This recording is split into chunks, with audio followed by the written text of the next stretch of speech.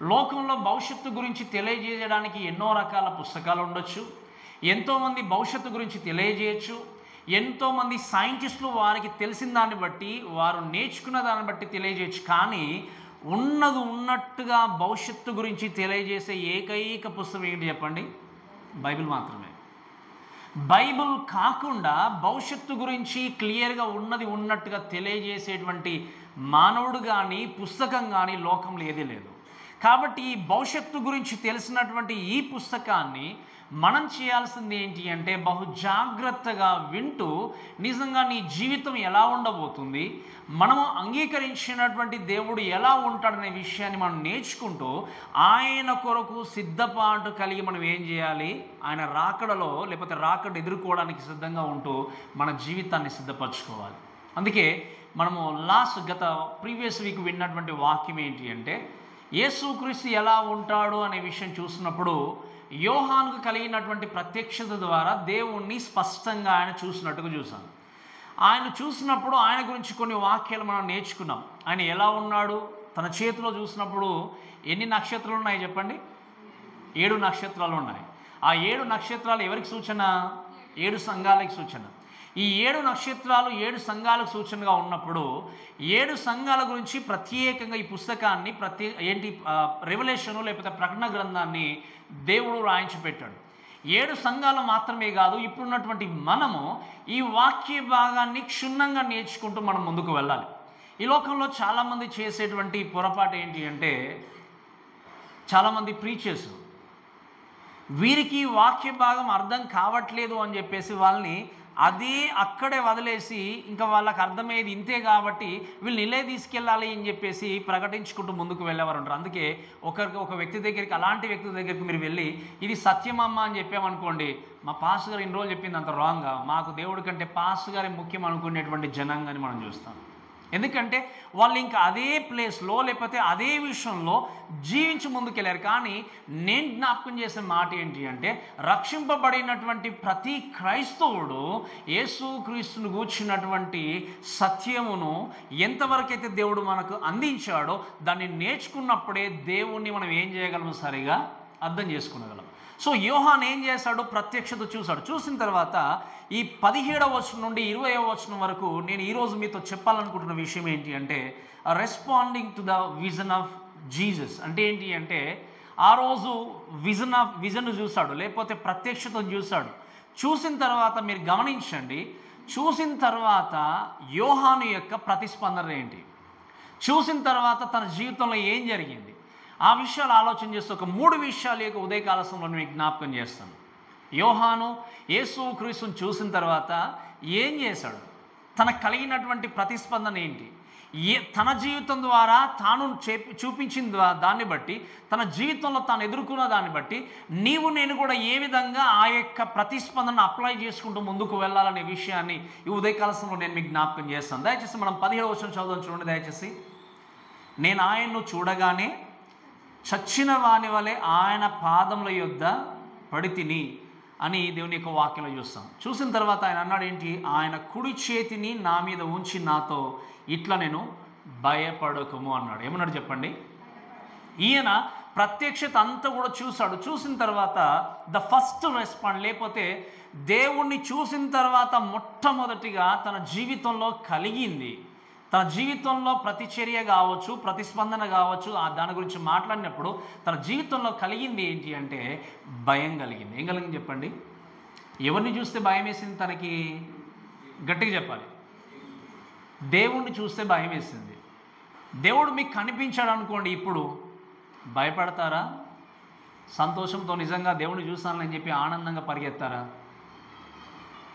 భయపడతారా? భయపడరా? ఎందుకు భయపడతాము?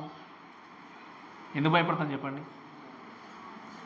ఎందుకు ఇప్పుడు మనం నమ్ముకున్నటువంటి దేవుని ఎన్నో సంవత్సరాలుగా మనం సేవిస్తూ ముందుకెళ్తున్నాం.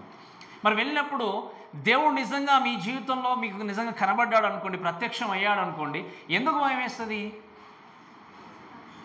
ఎందుకు చెప్పండి? ఆయన మహిమను చూసినప్పుడు. కరెక్ట్. ఇక్కడ ఆలోచన చేయండి.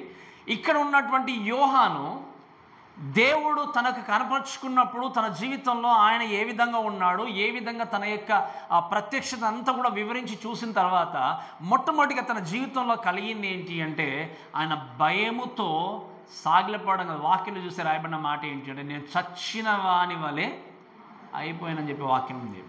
మీరు బైబిల్ గ్రంథంలో మీరు మొత్తం గమనించండి. ఈరోజు నేను దేవుణ్ణి చూశాను నా కళల ద్వారా, నా యొక్క విజన్స్ ద్వారా అని చెప్పుకుంటే ఎంతోమందిని మనం చూస్తాం. కానీ బైబిల్ గ్రంథంలో మీరు గమనించండి, దేవుడు ప్రత్యక్షపరుచుకున్నప్పుడు ఏ మానవుడు కూడా ఆయన వైపు తేటగా చూసి మాట్లాడలేదు.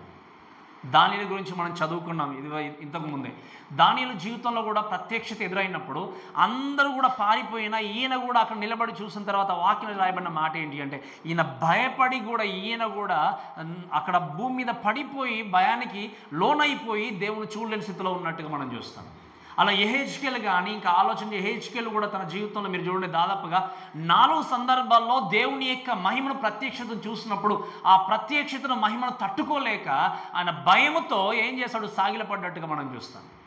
ఇలా మీరు చూస్తే దేవుని యొక్క మహిమ గురించి మాట్లాడినప్పుడు, దేవుని యొక్క ప్రత్యక్షత గురించి మాట్లాడినప్పుడు మీరు చూడండి ఈయన యోహాను చేసింది ఏంటి అంటే భయముతో భయానికి లోనే ఏం చేస్తాడంటే భూమి మీద పడుకొని ఇంకా చనిపోయిన వ్యక్తిలాగా ఉన్నాడు. మీకు ఒక విషయం అడుగుతాను చెప్పండి, యోహాను చూసినటువంటి దేవుడు ఆయన రక్షించినటువంటి దేవుడు అన్న విషయం తనకు తెలియదా? యోహాను చూసినటువంటి దేవుడు తను విడిపించి పరలోక రాజ్యానికి తీసుకెళ్తున్నటువంటి దేవుడు అని తనకు తెలియదా?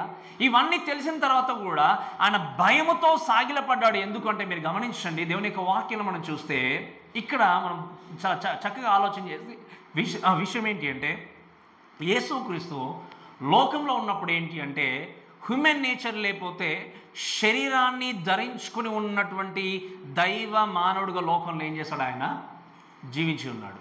కాబట్టి శరీరానుసారంగా బ్రతికి ఉన్నప్పుడు యోహాను తనతో జీవించాడు, తనతో పరిగెత్తాడు, తనతో ప్రయాణం చేశాడు, తనతో సువార్త విషయంలో పాల్పొంపులు పొందుకున్నాడు.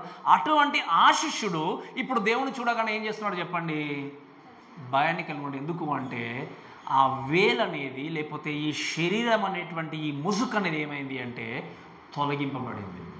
తొలగింపబడిన తర్వాత కనబడేది ఏంటి అంటే దేవుని యొక్క మహిమ.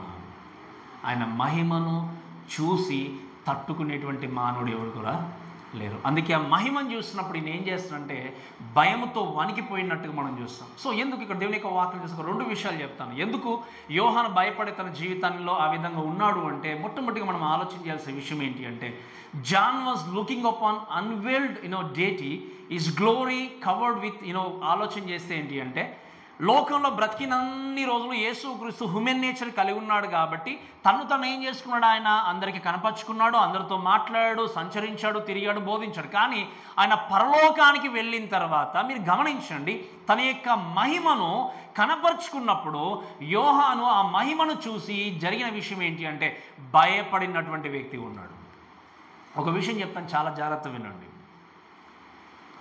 ఈ రోజుల్లో ఉన్నటువంటి క్రైస్తవుల గురించి మనం మాట్లాడినప్పుడు, విశ్వాసుల కోసం మాట్లాడినప్పుడు మీరు చూడండి దయచేసి చాలా జాగ్రత్తగా మీరు ఆలోచన చేస్తే ఒక పెద్ద గుంపుగా జాగ్రత్తగా కూడుకొని దేవుణ్ణి మహిమపరిచి సో దేవుని యొక్క సువార్త కొరకు వెళ్ళేవారు ఏంటి అంటే మీరు ఆలోచన చేస్తే ఒక గుంపుగా కూడుకొని సువార్త కొరకి దేవుని పరిచర్య కొరకు వెళ్ళేవాళ్ళు ఏంటి అంటే మనం వడబోస్తే మిగిలినట్టుగా మిగిలిపోయేటువంటి వ్యక్తులు ఈ కాలంలో ఉన్నారు.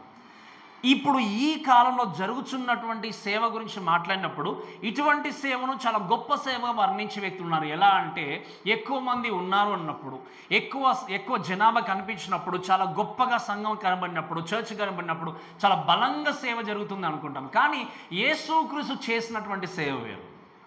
యేసుక్రీస్తు ఎటువంటి సేవ చేశాడో తెలుసా మీకు? వ్యక్తిగత సువార్త పరిచర్యతో ప్రారంభించాడు. ఆయన ఏం చేశాడు చెప్పండి? అంటే ఏంటి, ఆయన ఒక్కరిని పిలిచాడు, ఇద్దరిని పిలిచాడు, ముగ్గురిని పిలిచాడు. అలా పిలుచుకుంటూ 1, 2, 4 తర్వాత 6 ఇలా ఇదేంటి అంటే వ్యక్తిగత సువార్త పరిచర్యతో 12 మంది సర్వలోకానికి ఏం చేశాడు, ఆయన పంపించి వేశాడు. ఈ మాటను బట్టి నేను ఎందుకు ఈ మాట జ్ఞాపకం చేశానంటే ఈ లోకంలో ఉన్నటువంటి ఎంతోమంది క్రైస్తవులకి యేసుక్రీస్తును ఒక నాణ్యం వైపు మాత్రమే చూసే విశ్వాసులు ఉన్నారు. రెండవ నాణ్యం వైపు చూసే విశ్వాసులు చాలా తక్కువ. ఏంటి విషయం మీకు అర్థమైందా? రెండవ నాణ్యం ఏంటి అనుకుంటున్నారా మీరు? ఒక నాణ్యం వైపు మాత్రమే చూసే క్రైస్తవులు ఉన్నారు, కానీ రెండవ నాణ్యం వైపు చూసే క్రైస్తవులు చాలా తక్కువ. ఎందుకు అంటే మీకు చెప్తాను, చాలా జాగ్రత్త వినండి. యేసుక్రీస్తు మానవుడు అన్న విషయాన్ని దృష్టిలో ఉంచుకొని ఆయన మానవుడుగానే ఉన్నాడు, మానవ రీతిగానే యేసుక్రీస్తును ఊహించుకుంటూ అలానే దేవునితో సంబంధాన్ని కలిగి ఉండే వ్యక్తులు ఎంతమంది ఉన్నారు? యేసుక్రీస్తు మానవుడు అనుకున్నప్పుడు, లోకానికి వచ్చినప్పుడు, మానవ జీవితాన్ని జీవించినప్పుడు మీరే ఆ కాలంలో యేసుక్రీస్తుతో పాటు ఉన్నారనుకోండి, మీరే యూదుడుగా యేసుక్రీస్తును ఎదిరించి ఒకవేళ ఆయన హింసించిన, కొట్టిన, ఉమ్మివేసిన మిమ్మల్ని ఏం చేసేవాడు దేవుడు? గట్టిగా చెప్పాలి. ఏం చేసేవాడు? క్షమించేవాడు, ప్రేమ చూపించేవాడు, జాలి చూపించేవాడు, కరుణ చూపించేవాడు. కాబట్టి అదే కోణంలో ఆలోచన చేస్తే ఇప్పుడు కూడా ఏంటి అంటే మనకు వినసొంపుగా ఉండేటువంటి వాక్యం ఏంటి అంటే, దేవుడు మిమ్మల్ని ప్రేమిస్తాడమ్మా, ఏం చేసినా, ఏ తప్పు చేసినా మిమ్మల్ని క్షమిస్తాడు. దేవుడు జాలి కలిగినటువంటి దేవుడు, కరుణ చూపించేటువంటి దేవుడు, మిమ్మల్ని ఎప్పుడు కూడా నిత్యము కూడా ప్రేమించే దేవుడు అనే మాటలు వింటుంటే మన హృదయానికి ఎంత ఆనందం, అంతే కదా? ఎంత సంతోషాన్ని ఇస్తాయి చెప్పండి. మీరు దేవుని సన్నిధికి వస్తే మీకు ఖచ్చితంగా కలిగిందంతా, మీరు కోరుకున్నదంతా దేవుడు మీకు ఇస్తాడు. మీరు దేవుని సన్నిధికి వస్తే మీరు ఆశీర్వాదంతో నింపబడతాడు అంటే మీరు గమనించాలి, లోకంలో ఎక్కడ ఎక్కువ జనాభా ఉంటారు తెలుసా క్రైస్తవులు? when you talk about blessing, when you talk about prosperity gospel, when you talk about in the healings, ఇవన్నీ ఉన్న దగ్గర చాలా జనాభా కనిపిస్తారు మనకి. ఎక్కడ లేని జనాభా జాగ్రత్తలు. ఎందుకు అంటే మానవుడు ఆత్మ కంటే శారీరకంగా తీర్చాల్సినటువంటి అవసరతల మీద కాన్సన్ట్రేషన్ పెట్టి, నాకు రోగం పోవాలి, నాకు బాధ తీరాలి, నాకు అవసరతలు తీరాలి, నాకున్నటువంటి అప్పుల బాధలు తీరాలి, కాబట్టి దీనికి ఉన్న సొల్యూషన్ ఏంటి అని ఆలోచన చేసినప్పుడు మీ యొక్క వీక్నెస్ని క్యాచ్ చేసుకొని ఏం చేస్తారు కొంతమంది, మీకు అప్పుల బాధలు ఉన్నాయని నా దగ్గరికి పరిగెత్తుకొని రండి అంటే మనం ఎక్కడ వెళ్తాం చెప్పండి? మీ ఆత్మ విడిపింపబడాలని నేను ఒక బోర్డు పెట్టాను అనుకోండి, అప్పుల బాధలు ఉన్నాయి ఎక్కడికి వెళ్తారు చెప్పండి జనాంగము? గట్టిగా చెప్పాలి. ఎక్కడికి? ఈ ఆత్మ నేను చూసానా చూడలేదు, నాకేం సంబంధం, ముందు నాకేం కావాలి? ఆత్మ విడిపింపబడాలి. అక్కడికి మనం క్యూ కడతాం. మీకు ఆశీర్వాదం కావాలా? దేవుని దగ్గరికి రండి అంటే మీరు దేవుని దగ్గరకు వస్తే ఖచ్చితంగా కొన్ని శ్రమల గుండా వెళ్తారు, కష్టాల గుండా వెళ్తారు. ఆయన దేవుని కొరకు నిలబడాలని నేను చెప్పాను అనుకోండి, ఎక్కడ పరిగెత్తాము? ఈ కష్టాలు ఎందుకు, నాకు ఏం కావాలి? నాకు ఆశీర్వాదం కావాలి. ఇప్పుడు ఏం జరుగుతుంది చెప్పండి? ఈ కోణంలో ఉన్నటువంటి క్రీస్తును మనం ఏం చేస్తున్నాము? హైడ్ చేసేసుకుంటున్నాం. ఎక్కడ ఇదే పరిగెత్తాం అంటే ఏంటి? దేవుడు మానవుడు అనే విషయాన్ని గుర్తుపెట్టుకొని ప్రేమించేవాడు, జాలిగల దేవుడు అనే విధంగా ఆలోచన చేస్తాం. కానీ గుర్తుపెట్టుకోవాల్సిన విషయం ఏంటి అంటే, రెవల్యూషన్ గనక, ప్రకటన గనక ఒకవేళ చదవకపోతే ఆ ప్రకటన లేనంత వరకు దేవుడు ప్రేమించే వాళ్ళగానే కనిపిస్తాడు.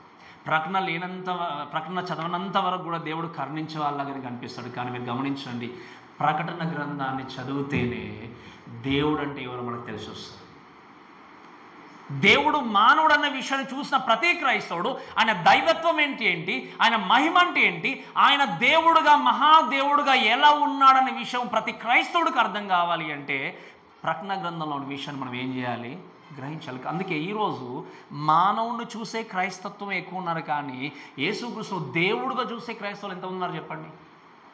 యేసుక్రీస్తు దేవుడు అంటే నాకు క్షమించేవాడు, ఆస్వాదించే దేవుడు, అప్పులు తీర్చే దేవుడు, ప్రేమ చూపించే దేవుడు, ఆ దేవుడు అనుకుంటున్నాం. కానీ మరి ఆ దేవుడే తప్పు చేసినప్పుడు మనల్ని శిక్షించే దేవుడు, శోధనలు కూడా వెళ్ళినప్పుడు విడిపించే దేవుడు, లేదా క్రమశిక్షణ కలిగించే దేవుడు, వాక్యంలో ఈ కోణంలో ఆలోచన చేసే క్రైస్తవులు ఎంతమంది ఉన్నారు అంటే చాలా తక్కువ మంది. ఎందుకు? మనకి ఎప్పుడు కూడా కావాలి, ఇచ్చే దేవుడే కావాలి, కానీ శిక్షించే దేవుడు అవసరం లేదు మనకి. అంతేకాదు, మీకు నేను చెప్పినప్పుడు మీకు అర్థమైంది కదా? ఎప్పుడు కూడా ఇచ్చే దేవుడే కావాలి మనకి. మీరు గమనించండి వాక్యం. ఈరోజు మనం 17th సామ్స్ విన్నాం, 17వ కీర్తన విన్నాం. 17వ కీర్తన మీరు చక్కగా బ్యాక్గ్రౌండ్ అంతా చూస్తే మీరు చూడండి, ఆయన కష్టాల్లో ఉండి, నష్టాల్లో ఉండి ఆ కీర్తన రాశాడు. రాసినప్పుడు ఆ 17వ కీర్తనలో మీరు ఆలోచన చేస్తే మీరు గమనించండి, ఎంత చక్కగా జీవించిన కష్టాల గుండా వెళ్తున్నప్పుడు మీరు చూడండి, దావీదు నా యొక్క హృదయానుసారుడు అని చెప్పి ఎవరు చెప్పారు చెప్పండి? మరి ఆయన కష్టాల గుండా వెళ్ళాడా? వెళ్ళలేదా? వెళ్ళాడు. యోబు గురించి చూద్దాం. యోబు గురించి మాట్లాడితే యథార్థవంతుడు అనే మాట రాయబడింది. కానీ ఆయన ఏం చేశాడు? కష్టాల గురించి గుండా వెళ్ళాడా? సంతోషాన్ని అనుభవించిన ప్రతిసారి కష్టాల గుండా వెళ్ళాడు. 12 మంది శిష్యులు ఉన్నారు. లోకంలో కష్టాల గుండా వెళ్ళారా? సంతోషాన్ని అనుభవించారా? ఇవన్నీ చూసుకుని పాస్టర్ వీళ్ళని గోల్గా తీసుకుంటే మేము కష్టాల గుండా వెళ్ళాలా అనుకోవచ్చు మీరు. అందుకే నేను చాలాసార్లు చెప్తాను ఒక మాట, శ్రమలు కష్టాలు కలిగిస్తేనే నిజమైన విశ్వాసం కలుగుతుందేమో అనుకుని ప్రభా కష్టాలు నాకు రప్పించని కోరుకోకూడదు, కానీ కష్టాలు వచ్చినా శ్రమలు వచ్చినా తప్పించుకునే మార్గాన్ని నాకు చూపించండి ప్రభా మనం ఏం చేయాలి? ప్రార్థన చేయాలి. కష్టాలకు భయపడి నష్టాలకు భయపడి పారిపోయే జీవితము క్రైస్తవ జీవితము కానే కాదు. మీరు గమనించండి, ఇక్కడ ఉన్నటువంటి మనం దేవుని యొక్క వాక్యం ఆలోచన చేస్తే we need to reflect on the greatness of Jesus Christ అన్నప్పుడు, యేసు క్రీస్తును యోహాను చూసినప్పుడు ఎందుకు భయపడి ఆయన పడిపోయాడంటే మీరు గమనించండి, అది వరకు ఆయన చూసినటువంటి క్రీస్తు వేరు, కానీ ఇప్పుడు చూసిన క్రీస్తు వేరు. 3.5 సంవత్సరాలు ఆయనతో పాటు జీవించాడు, ఆయనతో పాటు నడిచాడు, కానీ అప్పటి వరకు ఉన్న యేసుక్రీస్తు వేరు, కానీ ఇప్పుడు కనబడుతున్నటువంటి యేసుక్రీస్తు అంటే దాని అర్థం ఏంటి? అప్పుడు నిజంగా చెప్పాలి అంటే యేసుక్రీస్తు యొక్క గొప్పతనం ఏంటో మహిమ ఏంటో ఆయనకు అప్పుడు ఏమైపోయింది? అర్థమైంది. కనుక ఏమయ్యాడు చెప్పండి? భయపడ్డాడు, భయం వేసింది ఆయనకి. ఈరోజు ఈ మాటలు నేను జాగ్రత్తగా వినండి, మాటలు గమనించండి. దేవుని నిజమైనటువంటి గొప్పతనం అర్థం కావాలి అంటే ఆయన దైవత్వాన్ని మనం ఏం చేయాలి? అర్థం చేసుకోవాలి. ఆయన దేవుడుగా ఎందుకున్నాడో మనము తెలుసుకోవాలి. ఆయన దేవుడు అయినటువంటి క్రీస్తు యొక్క దైవత్వాన్ని, దేవుని యొక్క దైవత్వంలో ఉన్నటువంటి గుణలక్షణాలని నువ్వు తెలుసుకున్నప్పుడే, దాని గురించి పరిశీలన చేసినప్పుడే నీ జీవితంలో దేవుని యొక్క గొప్పతనం అంటే అర్థమవుతుంది. అందుకే నేను చెప్పినట్టుగా ఎప్పుడు చూసినా కొంతమందికి దేవుడు ఎప్పుడు ఇచ్చేవాడే కానీ ఇంకో కోణంలో ఆలోచన, మరి ఇచ్చే దేవుడు మనం సరిగా జీవించకపోతే, సక్రమంగా బ్రతకకపోతే, దేవునికి నమ్మకంగా జీవించకపోతే, ఆ ఇచ్చే దేవుడు ఒకరోజు అక్కడ తీర్పులోనికి మనల్ని తీసుకొని రాబోతున్నాడన్న విషయము ఎంతమంది గుర్తుంది చెప్పండి? మిమ్మల్ని తీర్పులోనికి తీసుకొచ్చే దేవుడు ఆయన, మీకు నిజంగా న్యాయమైనటువంటి శిక్షను విధించే దేవుడు ఆయన, న్యాయమైనటువంటి తీర్పును తీర్చే దేవుడు ఆయనని ప్రకటించేటువంటి సేవకులు ఎంతమంది ఉన్నారు ఈ లోకంలో ఇప్పుడు? అందుకే మీరు గమనించండి, మనకు వినసొంపుగా ఉండేటువంటి మాటలు ఎంత చక్కగా ఉన్నాయి, ఎంత తీయగా ఉన్నాయి, ఎంత చక్కగా నీ చెవికి ఆనందాన్ని ఇచ్చిన మీరు గమనించండి. ఇదివరకు మనం జ్ఞాపకం చేసుకున్నట్టుగా ఈ లోకంలో ఎవ్వరు కూడా పర్మనెంట్గా ఇక్కడ ఉండిపోవడానికి రాలేదు. నాకు సమయం లేదు కానీ నేను చూపించాను, కానీ మనం చదువుకున్న ఒక మాట మత్తయి సువార్త 17వ అధ్యాయంలో చూస్తే యోహాను, పేతురు, తర్వాత యేసుక్రీస్తు వీళ్ళు కలిసి ఏం చేస్తారంటే కొండ మీదకి వెళ్తారు. మీరు తర్వాత చదువుకోండి 17వ అధ్యాయం. దయచేసి ఒక మాట చదవండి, 8వ వచనం చదవండి. 17వ అధ్యాయం 8వ వచనం చదవండి. 7-8వ వచనం చదవండి ఒకసారి.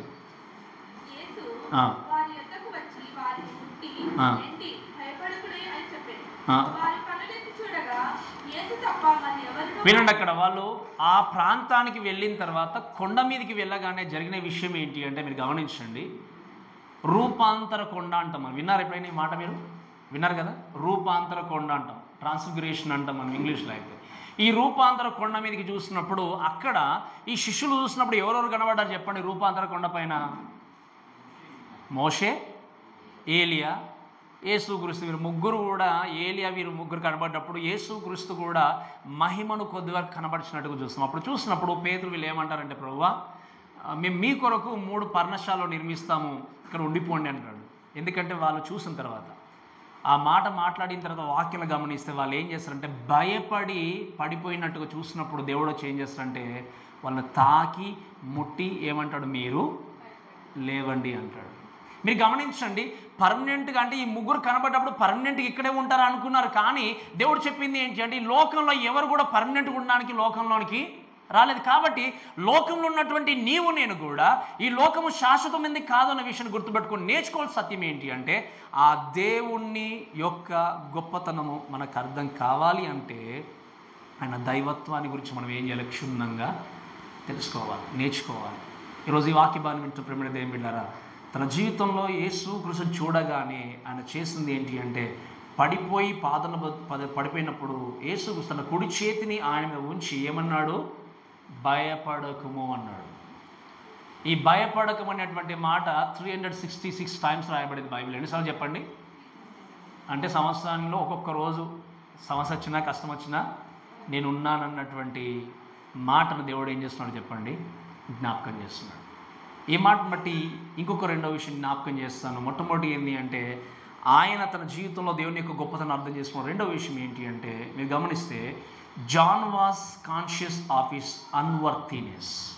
మీకు అర్థమని చెప్పిన మాట, ఆయన చూడగానే ఇదివరకు నేను జీవించినటువంటి వ్యక్తి, ఇదివరకు నేను ఎవరితో నడిచానో ఈ యొక్క వ్యక్తి నేను ఎంత చులకనగా చూశాను అన్నటువంటి విషయం ఎప్పుడు అర్థమైంది చెప్పండి ఆయనకి? ఆయన ప్రత్యక్షత అనేది నిజంగా కనబడినప్పుడు. ఈరోజు వాక్యం విన్నప్పుడు దేవుని మీద దయచేసి చాలా జాగ్రత్తగా వినండి. యేసుక్రీస్తు యొక్క ప్రత్యక్షత చూసినప్పుడు నేను పాపిని ప్రభువా అనేటువంటి విషయం తనకి ఏమైంది చెప్పండి? అర్థమైంది. ఈరోజు నీతో ఉన్నటువంటి దేవుని నువ్వు చాలా చులకనగా చూస్తున్నావేమో. ఎలా అంటే ఒక ఫ్రెండ్ లాగా చూస్తున్నావేమో, లేకపోతే ఏం లేదు నాతో పక్కన నువ్వు కూర్చో నాతో పాటు అని ఆయన నేను సమానం అన్న విధంగా నువ్వు పోల్చుకుంటున్నావేమో. మేబీ మీకున్నటువంటి ఐడియాని బట్టి, అంటే దేవుడు ఇది ఇంతవరకే మీకు దేవుడి గురించి తెలిసినప్పుడు, నా దేవుడు ఎప్పుడు కూడా క్షమించే దేవుడు, ప్రేమించే దేవుడు కాబట్టి నేను ఏది చేసినా చూస్తూ ఊరుకుంటాడు, నా పక్కనే ఉంటాడు, అందరు నన్ను అసహించుకున్నా కూడా నన్ను అసహించుకోండి దేవుడు అని చెప్పేసి ఆయన నువ్వు చులకనగా చూస్తూ ఆయన నువ్వు చెప్పాలి అంటే నిజంగా ఆలోచన చేస్తే కొన్నిసార్లు బ్లెస్సింగ్ ఇచ్చే వ్యక్తిగానో, ఒక వస్తువుగానో, లేకపోతే ఇంకా చెప్పాలి అంటే అవసరాలు తీర్చేటువంటి మిషన్ లాగా నువ్వు చూసేటువంటి క్రైస్తవులు కొంతమంది ఉన్నారు. కానీ రియాలిటీగా ఆయన యొక్క మహిమను గురించి తెలిసినప్పుడు నీ జీవితంలో, నా జీవితంలో గుర్తుకొచ్చేది ఏంటి అంటే, ఇక్కడ నిలబడేది నేను చెప్పేయడానికి, వాక్యం చెప్పడానికి అర్హున్నా. ఇక్కడ మీరు కూర్చుండి నిజంగా ఈ లోకంలో ఇంతమంది ఈ ప్రపంచంలో ఇంతమంది జనాంగములో ఆయన మాటలు వినడానికి, ఈ విధంగా యేసుక్రీస్తు మనల్ని తన కుమార్తెగా స్వీకరించడానికి మనం అర్హులమా? మనకు యోగ్యత ఉందా? ఒక్కసారి ఆలోచన చేయండి. We are unworthy. నిజంగా చెప్పాలంటే మనకు అర్హత లేదు, యోగ్యత లేదు. ఎన్నోసార్లు కొన్నిసార్లు నేను స్ట్రగుల్ అయ్యామండి. దేవా నిజంగా నాకున్న అర్హత ఏంటి? నిజంగా దేవా మీరు నన్ను సేవలోకి పిలుచుకోవడానికి నిజంగా సేవలోనికి రావడానికి నాకున్నటువంటి క్వాలిఫికేషన్ ఏంటి అని కొన్నిసార్లు క్వశ్చన్ చేసుకునేవాడిని. మీరు గమనించండి, ఐఎమ్ హియర్ టు ప్రీచ్ అయినా, you're here to listen and you here to live as a God's child అనుకున్నా కూడా, నువ్వు దేవుడి కుమార్తెగా జీవించడానికైనా నేను దేవుని దగ్గర రావడానికి మన జీవితంలో ఏ అర్హత లేదు. ఈ అర్హతను గుర్తించినంత వరకు నీ జీవితంలో దేవుడు అంటే ఒక డబ్బులిచ్చే మిషన్గానే చూస్తావేమో, దేవుడు అంటే ఒక ఆశీర్వాదాన్ని ఇచ్చే మిషన్ లాగానే చూస్తాము. దేవుడు అంటే కేవలము కన్నీరు తూచే దేవుడుగా, ఆశీర్వదించే దేవుడుగా, జాలిపెట్టి దేవుడుగా చూస్తాము. కానీ గమనించండి, ఆయన దగ్గరకు వచ్చి కూర్చుండడానికి, ఆయనతో మాట్లాడడానికైనా నీకు నాకు యోగ్యత లేదు. అందుకే బైబిల్ అంతట్లో మీరు గమనించండి, దేవుణ్ణి చూసిన ప్రతి వ్యక్తి కూడా భయపడిపోయి వణుకుచు భూమి మీద పడిపోయినట్టుగా మనం చూస్తాం. ఈరోజు ఆ దేవుని ప్రత్యక్షతను అర్థం చేసుకోలేనంత వరకు నీ పాపం నిన్ను నిందించదు. నీకు అర్థమవుతుంది, నీ పాపం నిన్ను నిందించదు. ఎందుకు? నువ్వు దేవుని కొరకు సరిగా జీవించకపోయినా, సక్రమంగా బ్రతకపోయినా, క్రమశిక్షణతో బ్రతకకపోయినా, లోకంలో దేవుని ఒక ఆప్షనల్గా తీసుకున్నా కూడా నీ హృదయం నిన్ను బాధించట్లేదు. దానికి కారణం ఏంటి అంటే, నువ్వు యేసుక్రీస్తు యొక్క ప్రత్యక్షతను పూర్తిగా నువ్వు ఇంకా రుచూడలేదు. When you really seen Jesus as God, you will understand the greatness of his character. ఆయన గొప్పతనమును, ఆయన క్యారెక్టర్ని అర్థం చేసుకున్నప్పుడు ఆయనతో పాటు ఆయన దగ్గర నిజంగా కూర్చోవడానికి, ఆయన కుడిపార్శ్వంలో ఆయనతో పాటు పరిపాలన చేయడానికి నీకు నాకు ఏకత ఉంది చెప్పండి? ఒక్కసారి ఆలోచన చేయండి. అందుకే ఒక పాట ఒక భక్తుడు రాశాడు, నేను చాలా రోజుల క్రితం జ్ఞాపకం చేశాను కూడా ఒకసారి. దూతలకు అందనటువంటి సేవ ధూళినైనా నాకిచ్చావు ప్రభు అంటాడు ఆయన. ఏం చెప్పండి? దూతలకు అందనటువంటి సేవను, ఆ గొప్ప ఆధిక్యతను ధూళిలాగా ఉన్నటువంటి నాకు ఇచ్చాడు ప్రభా, నేను ఏ పాత్రుడిని అంటాడు ఆయన. నిజంగా చెప్పండి, మన నిజంగా అర్హత ఉందా? పాత్ర నిజంగా మనం ఆలోచన చేస్తే యోగ్యత లేని, అర్హత లేని మన బ్రతుకులో దేవుడు ఏం చేస్తాడు? ప్రేమించాడు. అందుకే నేను చాలాసార్లు చెప్పాను, మనకంటే యోగ్యులు ఉన్నారు, అందం కలిగిన వ్యక్తులు ఉన్నారు, ఆస్తి కలిగిన వ్యక్తులు ఉన్నారు, అన్నీ ఉన్నాయి. కానీ నాకున్నటువంటి అర్హత గురించి మాట్లాడితే ఏ అర్హత లేకపోయినా ఆధిక్యత ఏంటి అంటే, మనకు అర్హత లేకపోయినా, యోగ్యత లేకపోయినా, ఎంతోమందికి లేనటువంటి గొప్ప భాగ్యాన్ని దేవుడు మనకిచ్చాడు. ఏంటంటే ఆయనతో పాటు ఎల్లకాలము జీవించే ఆధిక్యత. ఎవరు ఇవ్వగలరు చెప్పండి? ఆధిక్యతను ఎవరు ఇవ్వగలరు? అందుకే ఈయన గుర్తు చేసుకుంటే ఏం చేస్తాడంటే, దేవుని దగ్గర పడిపోయి ఆయన ప్రార్థన చేసి వెళ్తున్నాడు. ఈరోజు ఎంతోమంది ఈ విషయాన్ని అర్థం చేసుకోకుండా దేవుణ్ణి నిజంగా ఇదివరకు జ్ఞాపకం చేసినట్టుగా ధిక్కరించేవారు ఉన్నారు, చులకన చూసేవారు ఉన్నారు. ఉజ్జియా గురించి మనకు తెలుసు. ఉజ్జియా ఒక రాజు, కానీ ఏం చేయాలనుకున్నాడు చెప్పండి? ఆయన రాజుకున్న వ్యక్తి ఒక యాజకునిలాగా నేను మారాలనుకున్నాడు. యాజకుల్లాగా మారాలనుకొని యాజకుడు చేసే పని తాను కూడా జరిగించాలనుకొని పరిగెత్తుకుంటూ పరిశుద్ధ స్థలంలోనికి పరిగెత్తుకుంటూ వెళ్ళిపోయాడు. ఏం జరిగింది వెంటనే చెప్పండి? ఏం జరిగింది? కుష్ఠరోగం స్టార్ట్ అయింది. కుష్ఠరోగం స్టార్ట్ అయిన వెంటనే మీరు గమనించండి, అక్కడ ఉన్నటువంటి యాజకులు ఆయన బలవంతంగా బయటకు పంపించారు. పంపించిన కొద్దిసేపటికి ఏం జరిగింది మీకు తెలుసు, ఆయన చనిపోయినట్టుగా మనం చూస్తాం. ఈయన ఏం చేశాడు? దేవుడు అంటే నేను రాజుడు కదా, నాకు అన్నీ ఉన్నాయి కదా, నేను దేవుణ్ణి కూడా సమానంగా చేసుకో, దేవుని దగ్గరికి ఏ విధంగా వెళ్ళి నాకెందుకు లేదు యాక్సెస్ అనుకున్నాడు. మీరు గమనించండి, అక్కడ ఆయన రాజుగా ఉన్నా కూడా రాజుల రారాజు అయినటువంటి క్రీస్తు దగ్గరికి వెళ్ళడానికి ప్రపంచంలో ఏ రాజుకు అర్హత లేదు అనే విషయాన్ని ఆయన ఏం చేశాడు? ఆ రోజు మర్చిపోయాడు. Though you are so great in this world today with your business, with your money, with your property. Maybe ఈ లోకంలో నీకున్నటువంటి ధనాన్ని బట్టి చాలా గొప్ప వ్యక్తిని అనుకోవచ్చు నువ్వు. నీకున్నటువంటి పరిచయాన్ని బట్టి నా అంత గొప్ప వ్యక్తి ఈ ప్రపంచంలో ఎవరు లేకపోతే ఈ ప్రాంతంలో లేరు, ఇక్కడ ఉన్నటువంటి ఈ యొక్క ప్రయత్నాల్లో లేరు నువ్వు అనుకోవచ్చు. కానీ గమనించండి, ఎవరు కూడా దేవుని దగ్గరికి వెళ్ళడానికి, దేవునితో పోల్చుకోవడానికి, దేవునితో కూర్చోవడానికి ఎవరు కూడా యోగ్యులం కాదు. ఆయన ఆ విషయాన్ని మర్చిపోయి లోపలికి వెళ్ళాడు. కాబట్టి ఏం జరిగింది చెప్పండి? ఏం జరిగింది? వెంటనే రోగం తెచ్చుకున్నాడు. కన్ను మూసినట్టుగా మనం దేవుని యొక్క వాక్యం చూస్తాం.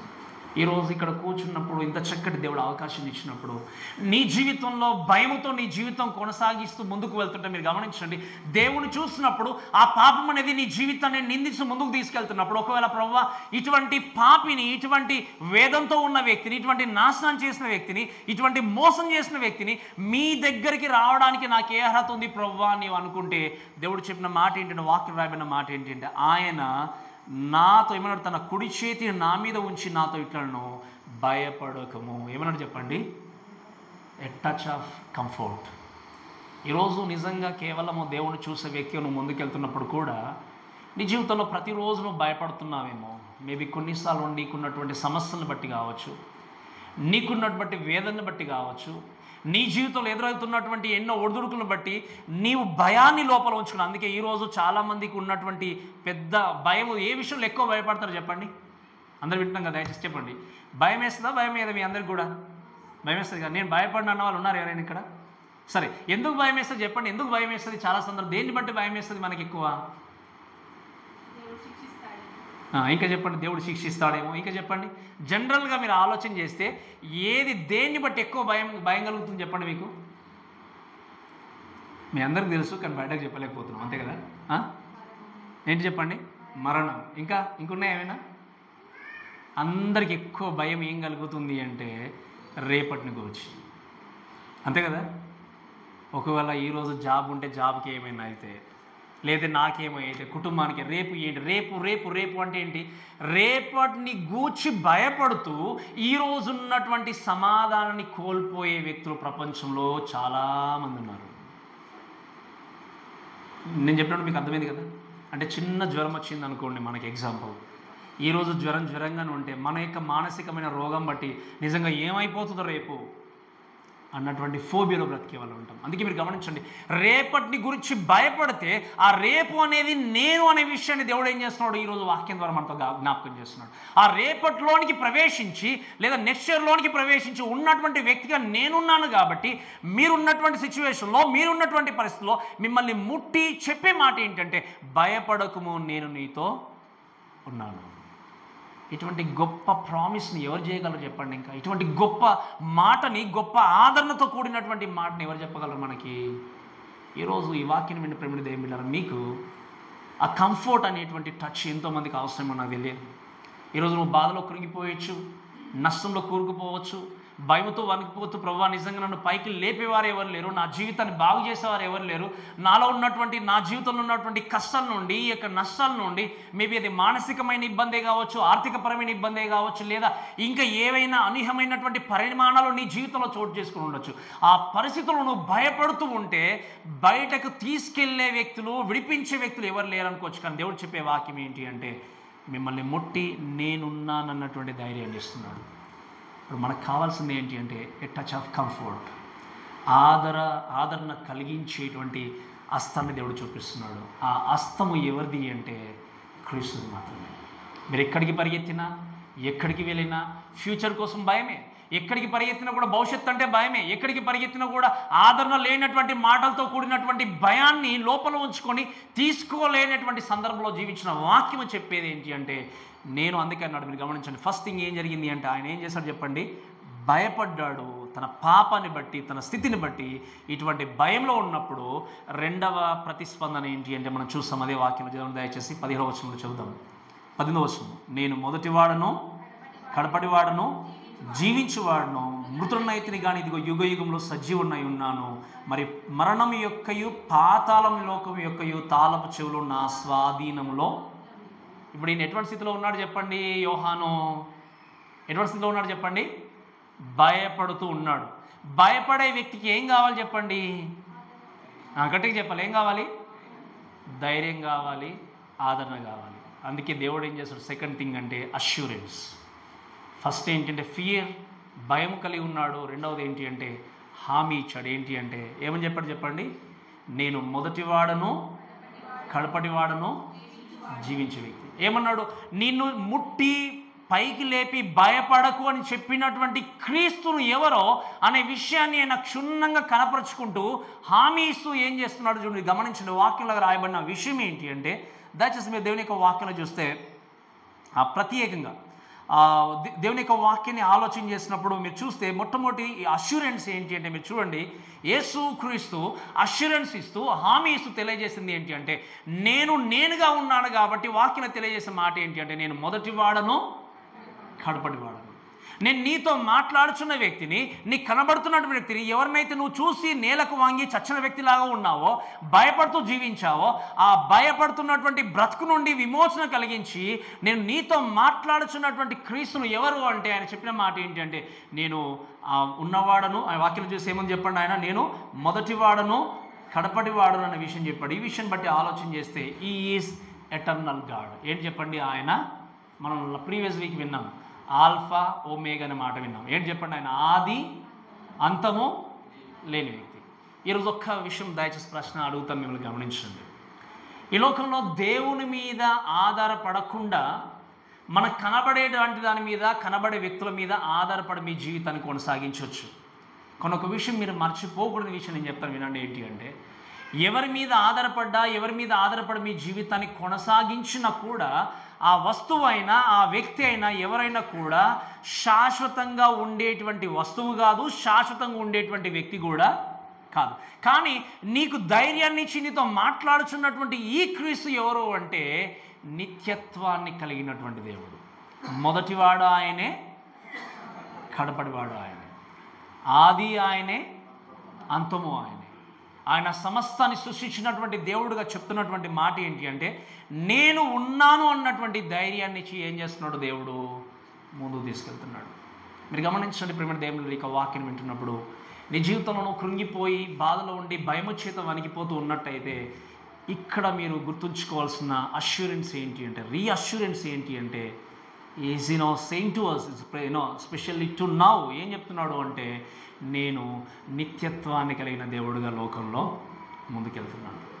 నిత్య జీవాన్ని కలిగినటువంటి దేవుడుగా. వాక్యం ఏంటి? నేను ఆది నేనే అంతము నేనే అంటే ఆయన ఎప్పుడు ఉన్నవాడు అంటే ఎప్పటికి కూడా జీవించే వ్యక్తి ఆయన. అందుకే ఇంకొక మాట అక్కడ వాక్యం రాయబడిన మాట ఏంటి అంటే ఉన్నటువంటి వ్యక్తి మాత్రమే ఏమన్నాడు చెప్పండి? జీవించు వన్ అంటే ఏంటి?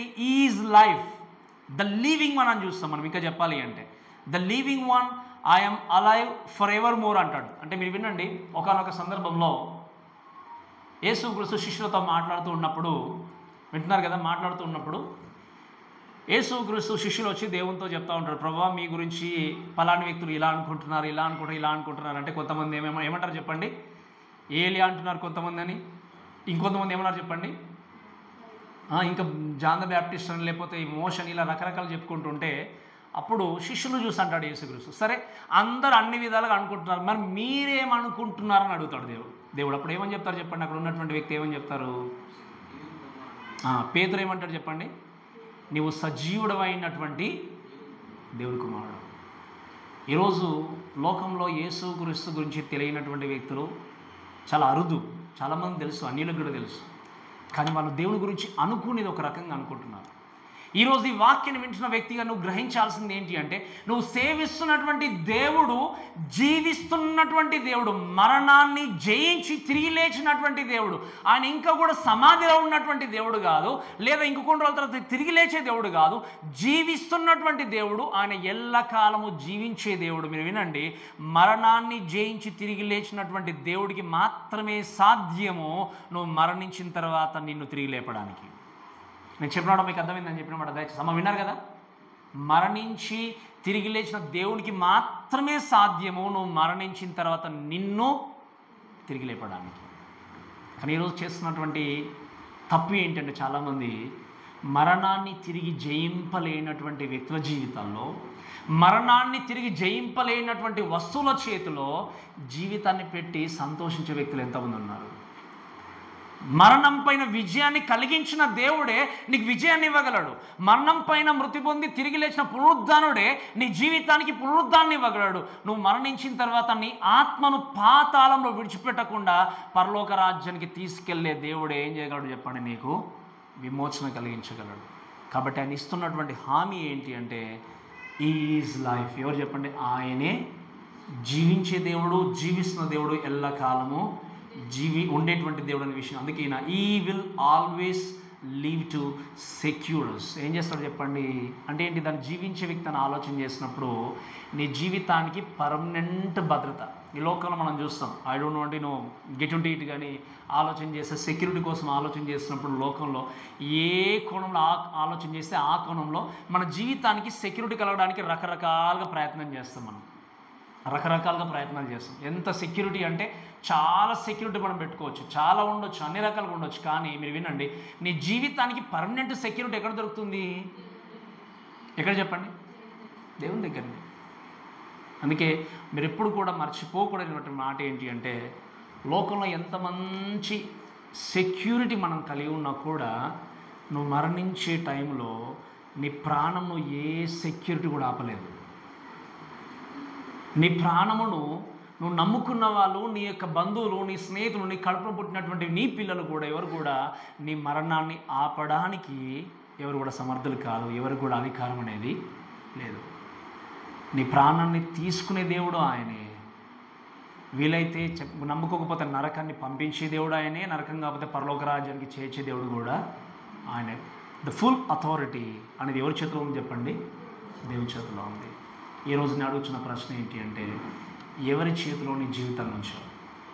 అమ్మ వింటున్నారు కదా నేను చెప్పే మాటలు? ఎవరి చేతిలో నీ జీవితాన్ని ఉంచావు? నీ జీవితాన్ని విడిపించి పరలోక రాజ్యానికి తీసుకెళ్తున్నటువంటి దేవుని చేతిలో నీ జీవితాన్ని ఉంచావా?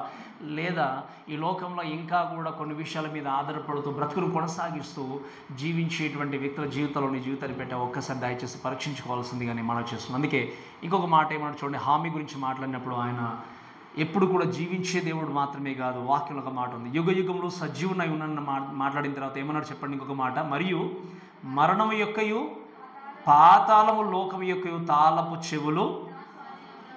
మీరు వినండి, ఇప్పుడు ఎంత పెద్ద ఇల్లు మీరు కట్టుకున్నా, లేకపోతే పేద ఇంద్రభవనం లాంటి ఇల్లున్నా కూడా దాని లోపలికి వెళ్ళాలంటే ఏముండాలి చెప్పండి?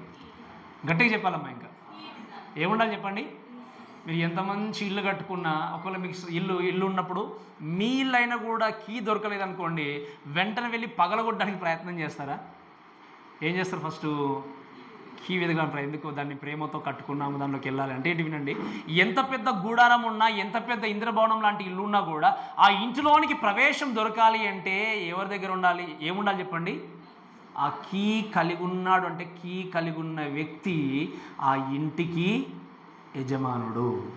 కీ కలిగి ఉన్న వ్యక్తి ఆ యొక్క ఇంటి పైన అధికారం కలిగి ఉన్న వ్యక్తి. ఇప్పుడు మీరు గమనించండి, మరణించిన తర్వాత ఎక్కడ వెళ్తాం చెప్పండి? గట్టిగా చెప్పాలి. ఎక్కడ వెళ్తాం చెప్పండి మరణించిన తర్వాత? ఇక్కడ కూడా మనం డౌట్ పడుతున్నాం, పరలోకమో నరకం, అంతే కదా? మీరు వినండి, పరలోకం వెళ్ళను అనుకున్న కూడా పాతాళం యొక్క తాళం చెవి కూడా ఎవరి దగ్గర ఉంది అంటే, మీరు అక్కడ వెళ్ళాలన్నా ఇక్కడ వెళ్ళాలన్నా ఎవరి దగ్గర నిలబడాలి మొత్తానికి అంటే? దేవుడు ఓపెన్ చేయాలి. ఏంటి? తాళము. ఆ కీ అనేది ఓపెన్ చేస్తే, కీ తన చేతిలో ఉంది కాబట్టి మీరు నరకానికి వెళ్ళాలన్నా పరలోకానికి వెళ్ళాలన్నా ఎవరి దగ్గర ఉంది చెప్పండి? కీ దేవుని చేతిలో ఉంది. గమనించండి, ఈ కీ కలిగిన అథారిటీ కలిగినటువంటి వ్యక్తిగా ఉండని చెప్పిన మాట ఏంటి అంటే the life and the death in the hands of Jesus Christ. So if you trust Jesus as your personal saviour, you will get in to heaven.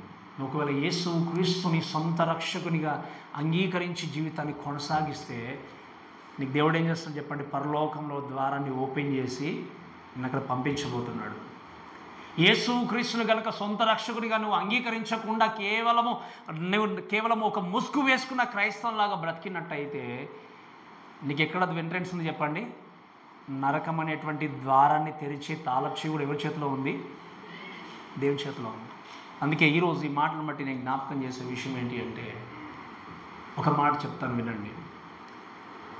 యేసుక్రీస్తు హ్యూమానిటీగా శారీరకంగా జీవించినప్పుడు ఎంతో చక్కగా జీవితాన్ని కొనసాగించి వెళ్ళిపోయిన తర్వాత మహిమను చూసి నేనేం చేశాడు? భయపడ్డ వ్యక్తిగా ఉన్నాడు. ఈరోజు ఎంతోమంది కూడా క్రైస్తవులు వారి జీవితాల్లో ముసుగు వేసుకున్నటువంటి క్రైస్తవులు మనం చాలామంది చూస్తాం. ఏం చెప్పండి? అంటే ఏ ముసుగు చెప్పండి? అందుకే ప్రిటెండ్ వెరీ వెల్ అంటాం మనం. ముసుగు వేసుకున్నటువంటి సందర్భాలు ఉన్నప్పుడు మీరు నాకు కనబడకుండా మీకు కనబడకుండా నేను ముసుగు వేసుకున్నాం అనుకోండి, నా ముసుగు మీరు తొలగించలేరు, మీ ముసుగు నేను తీసివేయలేను. కానీ మనం ముసుగును తొలగించే ఒక రోజు అనేది రాబోతుంది.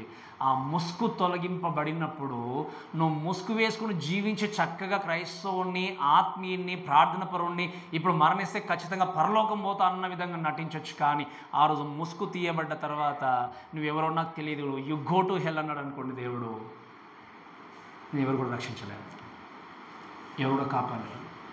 అందుకే ఈ మాటను బట్టి గమనించాల్సింది ఏంటి అంటే, మన ముసుగులో నీ ముసుగు ఎవరి ముసుకైనా కూడా దేవుని యొక్క ప్రత్యక్షత గొప్పతనం చూసినప్పుడు నీ ముసుగు ఏం కావాలి చెప్పండి? తొలగింపబడాలి. అందుకే వీఆర్ అన్వర్తి. పాపం అనే ముసుగు తొలగించి వేసుకుని ప్రభువా నేను దీనుణ్ణి, నిజంగా అర్హత లేని వాడిని, నన్ను ఎన్నుకొని ప్రభువా మీ కుమారుడుగా స్వీకరించినందుకు వందనాలు ప్రభువా. కాబట్టి ఈరోజు ఈ క్షణమందు నేను మీకు కుమారుడుగా నేను జీవిస్తూ ముందుకు వెళ్తున్నప్పుడు ఆ పరలోక రాజ్యాన్ని నాకు మీరు ఇవ్వబోతున్నందుకు వందనాలు ప్రభువా అనేటువంటి వ్యక్తిగా నేను ఉన్నాను. దట్స్ మరలో చెప్తున్నాను అండి, మీరు మరణించిన తర్వాత పరలోకం పంపించే దేవుడు ఆయనే. దేవుని నమ్ముకోకపోతే నరకానికి పంపించే దేవుడు కూడా ఆయనే. ఆయన తప్ప వేరే ఆప్షన్ లేదు, ఆయన తప్ప వేరే వ్యక్తి లేడు, ఆయన తప్ప వేరే దగ్గరికి వ్యక్తి నిజంగా రికమెండేషన్ కోసం పాటుపడేటువంటి అవకాశం కూడా లేదు. ఈరోజు ఉద్యోగం రాకపోతే మనం రికమెండేషన్తో పరిగెత్తవచ్చు. ఈరోజు జీవితంలో ఏదైనా సాధించాలి అంటే, సంపాదించుకోవాలంటే ఎంతోమంది మనకు రికమెండేషన్స్ ఇవ్వచ్చు, పరిగెత్తవచ్చు, అన్నీ ఇవ్వచ్చు. కానీ ఆ రోజు దేవుని దగ్గరికి వెళ్ళి రికమెండేషన్ చేయడానికి ఎవ్వరు ఉండరు. ఎందుకంటే ఈ హ్యాజ్ అథారిటీ, ఈ హ్యాజ్ అ సోల్ అథారిటీ. ఏంటి అంటే ఆయన తప్ప ఎవరు కూడా మిమ్మల్ని తప్పించే నాదుడు కూడా ఎవరి మందికి మనం పాట కూడా పాడుకున్నాం. అదే ఇది యేసుక్రీస్తు వచ్చినప్పుడు ఏంది, మేము తప్పించే నాదుడు కూడా ఎవరు కూడా ఉన్నారు. కాబట్టి ఈరోజు ఆ నాదుల చేతుల నుండి తప్పింపబడాలి అంటే ఆ క్రీస్తుని ఏం చేయాలి? ఈరోజు ఆ దైవత్వాన్ని గుర్తిరిగినటువంటి వ్యక్తిగా నీ పాపాన్ని ఒప్పుకుంటూ, ప్రభువా పాపినైనటువంటి నా జీవితంలో ఉన్నటువంటి పాపాన్ని తొలగించి పరిశుద్ధుడిగా మార్చి నన్ను ప్రభువా మీ యొక్క కుమారుడుగా స్వీకరించండి ప్రభువాని ఏం చేయాలి? ప్రార్థన చేయాలి. సో అందుకే యేసు క్రీస్తును యోహాను చూసినప్పుడు మొట్టమొదటి ఏం జరిగింది చెప్పండి? భయపడ్డాడు. భయపడ్డ వ్యక్తికి ఏం చేశాడు చెప్పండి? యేసుక్రీస్తు హామీ ఇచ్చాడు. ఏంటి? నేను ఉన్నవాన్ను నేనే, నిత్యము జీవించే వ్యక్తిని నేనే. ఇంకొక మాట ఏమన్నాడు? మరణము జీవము ఎవరి చేతిలో ఉంది? అందుకే మోషే అంటాడు ద్వితీయోపదేశ కాండంలో, మీ ముందు నేను మరణాన్ని జీవాన్ని ఉంచి ఉన్నాను, ఏది కావాలో మీరు కోరుకోండి అంటాడు. అర్థమవుతుందమ్మా మీ అందరికీ? మీకు మరణాన్ని జీవాన్ని ఉంచి ఉన్నాను, ఏది కావాలో మీరు కోరుకోండి అంటాడు. మీరు గమనించండి, మన ముందు కనిపిస్తున్నటువంటి ఈ రెండు మార్గాల్లో మీరు దేన్ని కోరుకొని వెళ్తే మీ జీవితానికి ఏంటి? విడుదల. మీరు ఒకవేళ కోరుకొని వెళ్ళకపోతే మీ యొక్క స్వనాశనాన్ని మీరుగా తెచ్చుకుంటారన్న విషయం ఎప్పుడు కూడా మర్చిపోకూడదు. చివరిగా నేను ఈ మాట చెప్పి ముగిస్తాను. చూడండి, దయచేసి 19వ వచనం చదవండి. దయచేసి 19వ వచనం. కాగా నీవు చూసిన వాటిని ఉన్న వాటిని చదవడమ్మా. ఉన్న వాటిని వీటి వెంట కలగబో వాటిని అనగా నా కుడి చేతిలో నువ్వు చూసిన 7 నక్షత్రాలు గూర్చి మర్మమును, ఆ 7 సువర్ణ దీపస్తంభముల సంగతిని ఏం చేయండి? ఫస్ట్ ప్రతిస్పందన గురించి చూసినప్పుడు దేవుని చూడగానే ఫస్ట్ ఏం చేశాడు చెప్పండి? ఈయన భయపడ్డాడు. ఫియర్. భయపడ్డ వ్యక్తికి దేవుడు చెప్పాడు, అష్యూరెన్స్ ఇచ్చాడు, హామీ ఇచ్చాడు, ముట్టి లేపి నేనున్నాను ధైర్యాన్ని ఇచ్చాడు. అష్యూరెన్స్ ఇచ్చిన తర్వాత మూడవది ఏంటి అంటే యాక్షన్. అంటే ఏం చెప్పాడు దేవుడు? పని అప్పగించాడు. బాధ్యతతో ఏం చేశాడు? పని అప్పగించాడు. ఆ పని ఏంటి అంటే ఏమన్నాడు చెప్పండి? నువ్వు చూచిన వాటిని, ఉన్న వాటిని, వీటి వెంట కలగబో వాటిని ఏం చేయండి, ఇవన్నిటి కూడా సంగతి నువ్వేం చేయవు, రాయని చెప్పాడు. అప్పుడు ఏం దేవుని యొక్క వాక్యం చూస్తే getup and get in to the work. ఏమన్నాడు చెప్పండి? భయపడ్డ వ్యక్తిని ముట్టి లేపి దేవుడు ఏమన్నాడు చెప్పండి? ధైర్యపరిచేయమన్నాడు. నువ్వు ఇంకా నీ పనిలో నిమగ్నమై వెళ్ళిపో. ఈ రోజు నువ్వు నిజంగా బలహీనుడిగా ఉన్నప్పుడు, పడిపోయిన వ్యక్తి ఉన్నప్పుడు, భయపడే వ్యక్తి నువ్వు జీవించినప్పుడు దేవుడు నీతో మాట్లాడి నీకు హామీ ఇచ్చి చెప్పిన మాట ఏంటి అంటే నువ్వు లేచి నీ పనిని నువ్వేం చేయు, కొనసాగించన్నాడు. అందుకే వాక్యంలో గమనించి చూస్తే మీరు గమనించండి, నీ పనిని కొనసాగించినప్పుడు వాక్యంలో మనం ఒక 3 విషయాలు చూస్తాం కదా. దేవుని యొక్క వాక్యం చూస్తాం. ఫస్ట్ థింగ్ ఏంటి అంటే వాక్యం చెప్పాడు, నీవు చూచిన వాటిని అన్నాడు. ఏమన్నాడు ఆయన? The things which you have seen అని చూస్తాం. ఈ మొదటి అధ్యాయంలో మనం మొత్తం కూడా ఆలోచన చేస్తే ఆయన చూసింది ఏంటి చెప్పండి? ఎవరి గురించి చూస్తాడు ఆయన? ఎవరి గురించి చూస్తాడు? యేసు క్రీస్తు యొక్క ప్రత్యక్షతను చూస్తాడు ఆయన. ఆ ప్రత్యక్షత అంతా నువ్వు చూసిన దాన్ని, ఇంకా రెండవ మాట ఏమన్నాడు చూడండి, అక్కడ ఉన్న వాటిని అన్నాడు. ఉన్న వాటి అంటే ఏంటి? టాక్స్ అబౌట్ ప్రెజెంట్ ఏంటి? The things which are present అన్నప్పుడు 20వ వచనం కానీ 2-3 అధ్యాయాలు అంటే అప్పుడున్నటువంటి 7 సంఘాలు. మీకు అర్థమవుతుంది కదా? ప్రత్యక్షతను చూస్తాడు, దాని గురించి రాయమన్నాడు. అంతేకాకుండా ఏమన్నా చెప్పాడు ఇంకా దేవుడు? 7 సంఘాల గురించి ఏవైతే నువ్వు ఇప్పుడు రాస్తున్నావో, దేని గురించి తెలియజేస్తున్నావో ఆ 7 సంఘాల గురించి. అంతేకాకుండా ఏమాడు వాక్యం చూస్తే నా కుడి చేతిలో నువ్వు చూచినా అంతే అసలు ఉన్న వాటిని వీటి వెంట కలగబో వాటిని అన్నాడు. ఏమన్నాడు ఇంకా? అంటే ఏంటిది అర్థము? The things we shall take place after these things. మొదటి నుండి 3 అధ్యాయాలన్నీ కూడా జరిగిపోయినటువంటి సంగతులు. మనకి 4వ అధ్యాయం నుండి 22వ అధ్యాయం వరకు ఏంటి అంటే జరగబోయేటువంటి సంగతులు. మీకు అర్థమవుతుందని చెప్పిన మాట ఏంటి చెప్పండి? 4వ అధ్యాయం నుండి 22వ అధ్యాయం వరకు ఏంటి అంటే జరగబోతున్న సంగతులు. కాబట్టి 4వ అధ్యాయంలో మనం నేర్చుకునేటి ఏంటి అంటే మొత్తం కూడా భవిష్యత్తు కొరకు నేర్చుకుంటాం. దేవుడు చెప్పినటువంటి పని ఏంటి అంటే నువ్వు చూసిన దాన్ని, చూస్తున్న దాన్ని, చూడబోతుందాన్ని లేదా జరగబోతుందాన్ని నువ్వేం చేయవు అంటే నీ పుస్తకంలో దీంట్లో లిఖించమని దేవుడు తనకు పని అప్పగించే ముందుకు వెళ్ళిపోయాడు. తనకు అప్పగించినటువంటి పని విషయంలో ఆయన జాగ్రత్తగా ఉండి పని జరిగించాడా, జరిగించలేదా చెప్పండి? అమ్మ చెప్పాలి గట్టిగా. జరిగించాడా, జరిగించలేదా? మరి దేవుడు ఆయన లోకానికి వచ్చి మరణించి తిరిగి లేచి వెళ్ళిపోయిన తర్వాత వెళ్ళిపోవడానికంటే ముందు మనకిచ్చిన బాధ్యత ఏంటి? Very good. ఏం చెప్పారమ్మా? మీరు సర్వలోకానికి వెళ్ళి సర్వ సృష్టికి సువార్తను ప్రకటించండి అని దేవుని యొక్క వాక్యం చూస్తాం. ఏం చేయాలి? మనం చేయాల్సింది ఏంటి? మనకిచ్చిన బాధ్యత ఏంటి? యోహానికి ఇచ్చిన బాధ్యత విషయంలో నమ్మకంగా తన పని నెరవేర్చాడు. నీకు ఇచ్చిన బాధ్యత ఏంటి అంటే మీరు సర్వలోకానికి వెళ్ళి సర్వ సృష్టికి సువార్త ప్రకటించండి, సమస్త జిల్లను ఏం చేయండి? క్రీస్తు కొరకు. నిజంగా ఈ మాట మనందరికీ కూడా నోట్లోనే ఉంటుంది. జస్ట్ అనగానే బయటకు చదివేస్తాను. ఒక్కసారి నేను అడుగుతున్నాను, ఎంతమంది దీన్ని ఫుల్ఫిల్ చేస్తున్నారు? ఒక్కసారి దయచేసి చూపించండి మీ హ్యాండ్స్. ఎంతమంది ఫుల్ఫిల్ చేస్తున్నారు? ఈ బాధ్యత కేవలం పాస్టర్స్కి ఇవ్వలేదు. ఈ బాధ్యత కేవలం సేవకులకు మాత్రం ఇవ్వలేదు. ప్రతి ఒక్కరికి దేవుడు ఇచ్చినప్పుడు ప్రతి విశ్వాసికి ఎంతమంది నిజంగా దాన్ని మీరు ఫుల్ఫిల్ చేస్తున్నారు?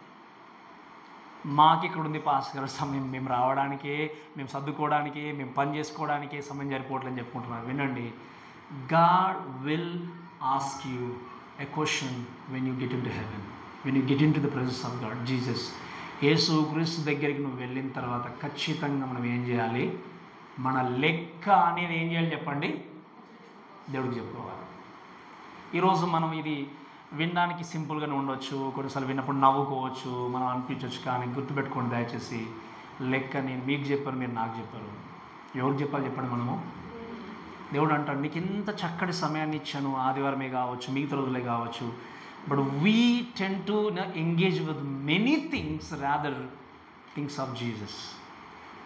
Do you think maybe time of ఈటింగే కావచ్చు, or time of maybe communication ఏదైనా చేస్తున్నప్పుడు you have to utilise that opportunity. నువ్వు ఆ సమయాన్ని తప్పకుండా ఏం చేయాలి?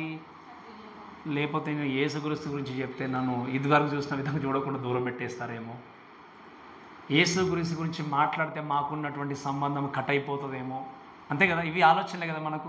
యేసుక్రీస్తు గురించి మాట్లాడితే నాకు ఏదైనా అవస్థ ఉన్నప్పుడు నాకు ఇది సహాయం చేయమంటే ఇంకా నా దగ్గర కూడా రారేమో, ఈ ఆలోచనలు మానవ జీవితం కలుగుతాయి.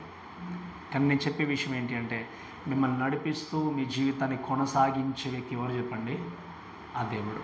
కాబట్టి ఈ మాటను బట్టి దయచేసి గమనించాల్సిన విషయం ఏంటి అంటే, should read this book thoroughly, and when you read this book thoroughly you will see the glory of Jesus Christ. మీ యొక్క పుస్తకాన్ని చక్కగా నేర్చుకుంటూ ముందుకు వెళ్ళినప్పుడు ఆ దైవ కుమారుడైనటువంటి యేసుక్రీస్తుని గురించి నువ్వు ఏం చేస్తావు చెప్పండి? అర్థం చేసుకుంటావు. యేసుక్రీస్తుని అర్థం చేసుకుని ఆయన కొరకు తప్పకుండా జీవితాన్ని కొనసాగిస్తాం. అందుకే మొదటి అధ్యాయంలో మనం లాస్ట్ టైం చూసాం, వీటిని వినువారును చదువువారును వినే అంటే వాక్యం ఏముంది, ఇంకా ధ్యానించువారును ధన్యులని దేవుని యొక్క వాక్యం చూస్తుంది. కాబట్టి మనకున్న వర్క్ ఏంటి అంటే, చదవాలి, వినాలి, ధ్యానించాలి, వాక్యం చెప్పినట్టుగా మన జీవితాన్ని మనం ఏం చేయాలి? కొనసాగించాలి.